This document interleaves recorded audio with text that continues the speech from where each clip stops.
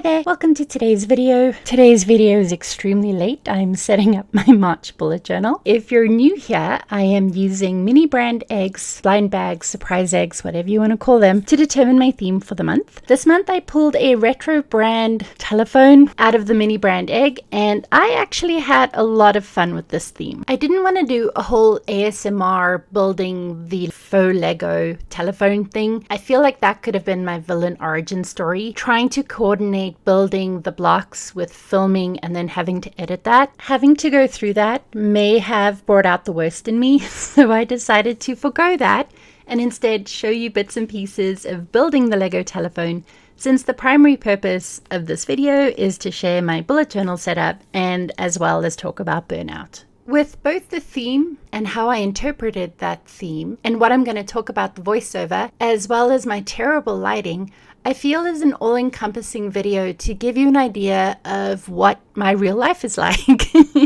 A little bit of chaos, a little bit of fun, a little bit all over the place. So I'm going to talk about my theme first. I randomly chose a blind bag that was a retro telephone theme. Based on how I feel and what's going on in the world, I decided to give the telephone a 1960s pop art feel. And then I went a little bit rogue with my quote, which says, "The 1930s called, they want their policies back." I spent a long time chuckling about this because I thought it was so appropriate with the telephone and then with the 60s pop art theme. If you're not familiar with 60s pop art, it basically came as a rebellion to what was going on at the time. And again, I thought this theme was extremely appropriate for how I feel and what's going on. Right now, I'm using my black stamp pad to kind of make the edges look printed, give it a rough print look. It also gets rid of the bits of white paper that I didn't cut off when I used my paper cutter to cut it to size. I felt like doing this gave it that pop art feel, printing feel, so I was really happy with how this turned out. So normally I like to do my cover page by hand.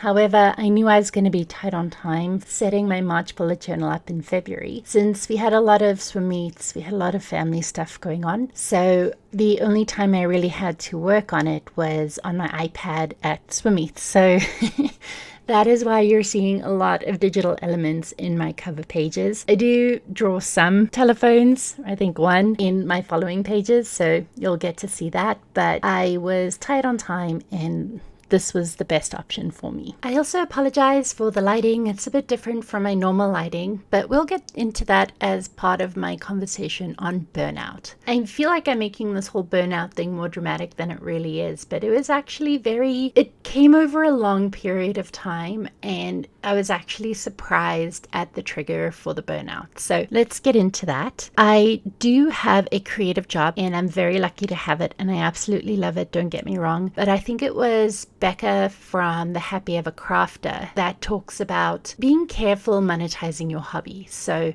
making money out of your hobby, it is difficult because you do need a different outlet. And I've always known that. I think I took that course with her probably in 2018. So however many years it's been, that has been bouncing back and forth in my brain. While I've primarily been on the marketing team, I have been working on the product design team as well. And it's just been a super busy end of 2024. And I was super excited to go on vacation. My husband and I booked a 40th birthday trip to LA, and it was super fun. It was back and forth, busy running here and there. And if you've never been to LA before, I will say the city is super overwhelming. Everything's big, everything's bright, everything's bold. It's a lot of stimulus to process, and it can be easy to feel overwhelmed. Now, we've lived in LA, we visit LA maybe once a year, so I thought this would be a fun reset and a fun opportunity to,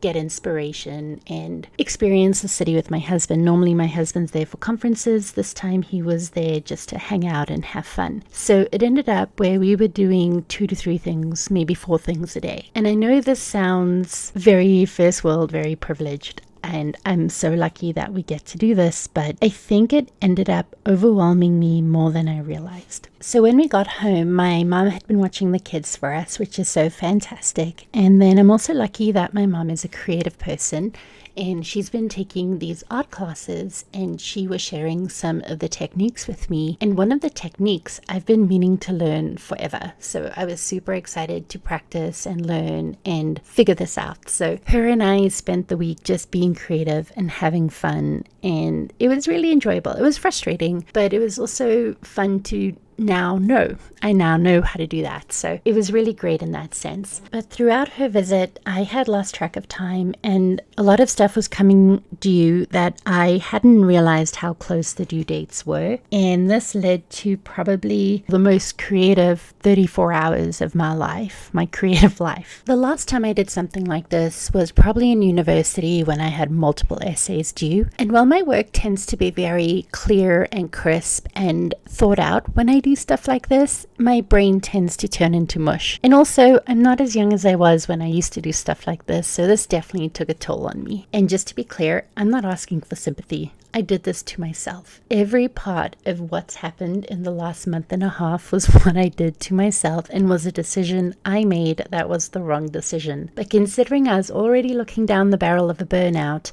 this pushed me over the edge. So since about the third week of February, I've been crawling my way out of this burnout, which when you have a creative career, it can be very challenging to do that. And it's a really long process because you kind of have to suck it up and keep going. And it turns out one of my coping mechanisms for when I feel intense drain, whether that be emotional or creative. And I'll be honest with you, this creative burnout did lead to emotional drain for me. The last time I went through an emotional drain was a couple of years ago, and I won't get into it. I don't want to do trigger warnings or anything, but I decided to renovate a portion of my office. And that renovation was based around building IKEA furniture. So really not that bad, right? IKEA furniture is pretty straightforward to build. I did have to take out built-in cupboards. I put new floors and baseboards in and then just built IKEA furniture. Wasn't a huge deal. This time, however, I took it a step further and I decided to put in barn doors and attach it to bookshelves on caster wheels so that it would slide closed like some secret library dream. And this... I don't know. It's fine. It works. It's great. It's done. I'm happy. But did I really need to do that when I was creatively burned out? Probably not. But one of the coping mechanisms they talk about for burnout is to do something else. You're painting every day and you feel like you're burning out from painting. They say do something else. Do beadwork, do knitting, do crochet. I went the more extreme and did woodwork, apparently. I even ended up buying my own jigsaw, which... okay, granted, it's not the best jigsaw ever, but it was fun. I am terrified of it, but it was fun to use and really convenient to just cut pieces of wood that I needed. But anyways, that's one of the ways that I was able to kind of get out of my burnout. The downside of this coping mechanism is that it created a giant mess in my office that also doesn't help me be creative. And then I just wanted to be done. I just wanted to finish the project, so that's all I could focus on. Meaning that I was, again, flirting with some tight deadlines. As someone with ADHD who's done this most of her life, you'd think by now I could handle it. However, when there are other moving parts in your life, which also includes kids and their after-school activities, this is just a recipe for disaster.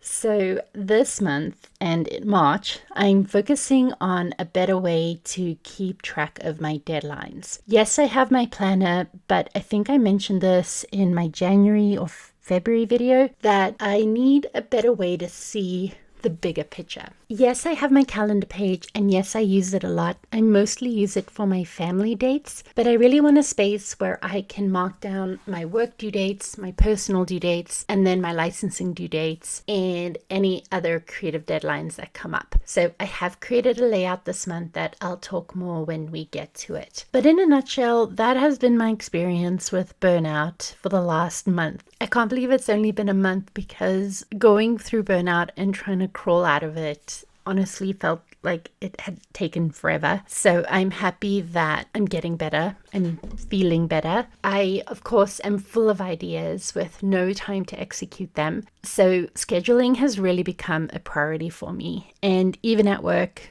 I have to be better about scheduling. So I'm really excited for March to focus on that. I know at the beginning of the year in my bullet journal setup, I talked about my goals and some of the goals I had, but I think finding a schedule that works for me that I can stick to is very important. So that's going to be my focus for March. And so the page I'm setting up now, which is my monthly overview page, this is the page that helps me get set up for the month ahead. And this includes project action steps towards my goals. You'll see when I stamp in my headings. I am creating a fun border around my habit tracker, and it is a thicker, uneven border. I found that some pop art does have that uneven border, and I will say it is very freeing to draw a border like that and not worry that it's not perfect.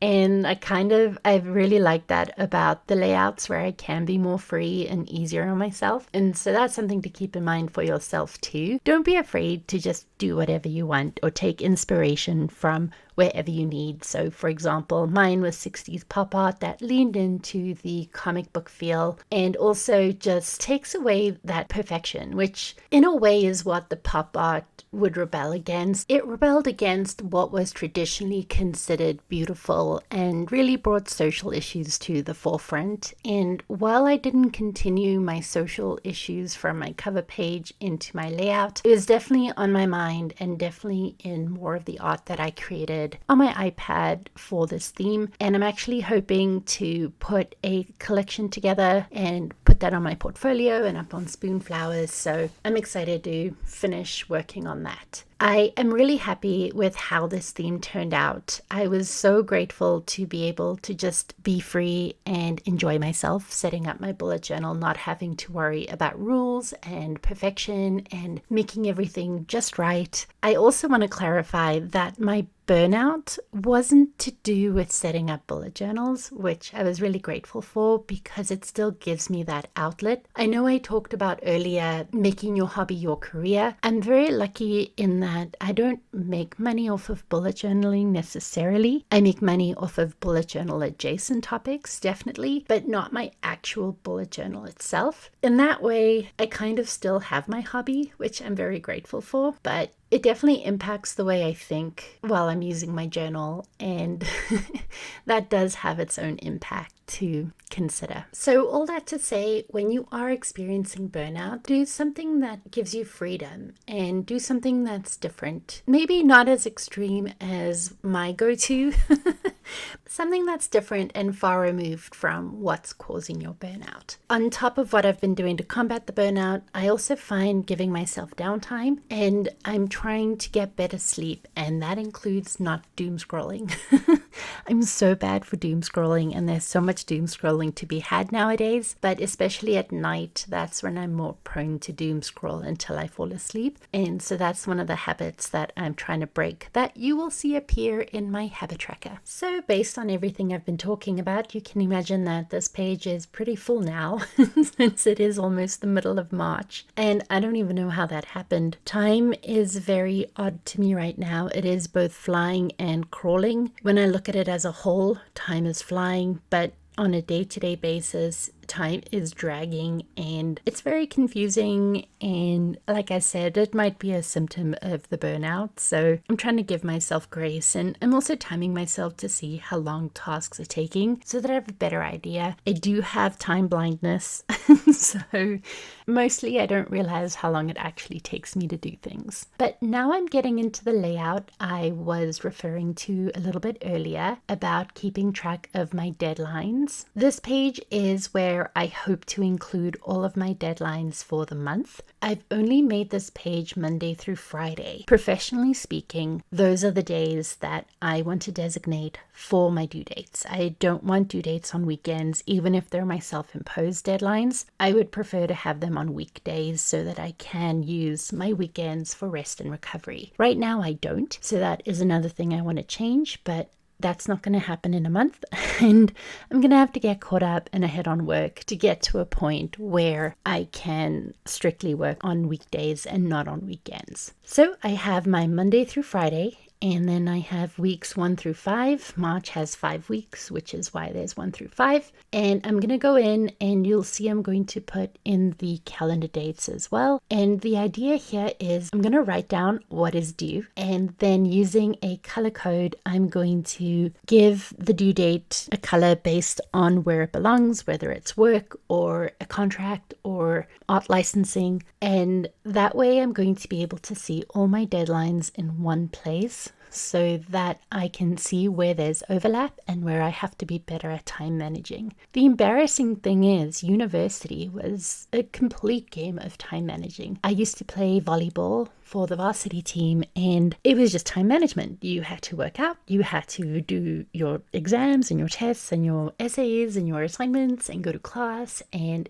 all it was time management. So it's really embarrassing that that's the one skill, actually that's one of the skills, if I'm being honest, that I let go of. But here we are, and I am trying to find something that now works for me. Right now, I feel like this might be a very basic setup, and I definitely think this is one page that will grow and change and be adapted to what I need. This will just be the first month that I see if this will work for me. Moving on to my weekly setup, I'm still keeping this one the same. I'll be curious to see if I make changes to this layout given my due date layout, and if my due date layout may inspire some change that I can better include in my weeklies. But for now, it is staying the same. I'm wanting to keep my weekly layouts on theme, probably a little bit more on theme than I have the rest of the setups. And I'm doing that by stamping my calendars onto just an extra piece of paper and drawing the shout out boxes around them. And I'll go in and add the borders and make the borders uneven and just kind of have fun with it, cut it out and glue it down. I was on a phone call when I was working on gluing one of these calendars down, and normally when I do something like this it'll be on sticker paper, but for whatever reason I chose to do it on a piece of dark grid paper, and I spent a good 5 minutes trying to remove the sticker backing off of the paper, which obviously doesn't have a sticker backing. Managed to tear the paper, or at least just tear a little bit off the back, and yeah, wasn't very proud of myself, but everything glued down so it wasn't a problem. Just important for me to share that these don't always go as smoothly as they look on camera because it is edited. As you can see, I'm using my Distress ink. I've used that throughout the layout. This is the Distress Oxide ink. I also have the Distress inks. I really do love the Tim Holtz Distress line. I do have a lot of the products in the line, and with my office renovation, I've had a blast reorganizing it and putting everything together, and I'm actually very proud of it. It's making me very happy. So again, if you guys want to see the office tour, let me know down below. I'm excited to share, well, at least that part with it. Everything else is still a work in progress, but the Tim Holtz Distress line of stuff is looking pretty good. I went in with the bullet tip of my black Tombow to give that duotone retro cartoon feel. I'm not super happy with how it turned out, but I'm not unhappy enough to do something about it, so I just left it as is. And normally this is something I like to do off camera, but I thought it would be fun to include some of my process for you. I'm just doing simple lettering for my to-do list heading, and basically I'm just eyeballing keeping the letter width at 1 block and keeping that even throughout, and then also of course eyeballing how close I want the letters to be. And this is something I would do even when I'm lettering on my iPad and Procreate for my cover page quotes. As always, I'm going in and adding borders to my page. It just looks so empty without it. And it's funny, when I look at somebody else's work, I don't see it. But when I look at my work, I definitely do see it if I don't have the borders. So I'm coloring the letters with my acrylographs. That's what I've been using throughout my layouts to do my headings and my tabs.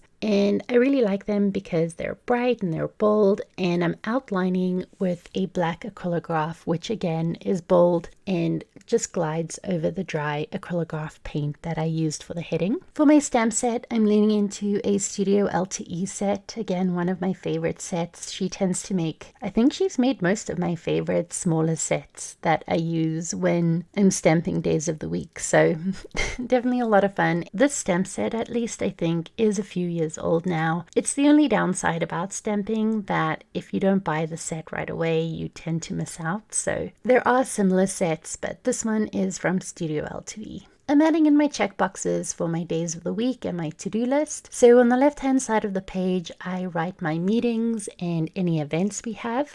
And on the right-hand side, obviously, I have my to-do list for the week. This actually is a modified Alistair method. And I know it looks a lot simpler than an Alistair method, but in my mind, that is how it works. It's just modified. On the left-hand side of the to-do list, I have my personal to-dos. And on the right-hand side, I have my work to-dos. At least for my work to-dos, I do add a date for when it needs to be done so that I don't miss that deadline. I needed something that looked more into the future, so that's why I created that other layout. I've really enjoyed how this weekly layout has worked for me. I believe this is my second year using this layout. I'm not against trying new things, but this is what's working for me right now. Finally, I am working on my review page. So on this page, I review the month that's passed and reflect and write some notes down. I do have some prompts in the form of headings, which you'll see once I stamp them out. And then on the right hand side of the page, I'm using that as memory keeping. I haven't filled that page for January or February yet, but it's definitely on my radar to do for this month, or March. I guess we are in March, so yes, for this month. I did my heading in the same style as the rest of the layout as well, and then you can see I'm going in with my stamp set. For my reflections, I'm looking at my biggest accomplishment, other wins I've had in the month, how I feel about the month, how I'm celebrating my wins, and then adding in a spot for what my focus will be for next month. On top of dealing with burnout, I'm now sitting with a cold as well, which is why you've heard the change in my voice. I've gotten tired.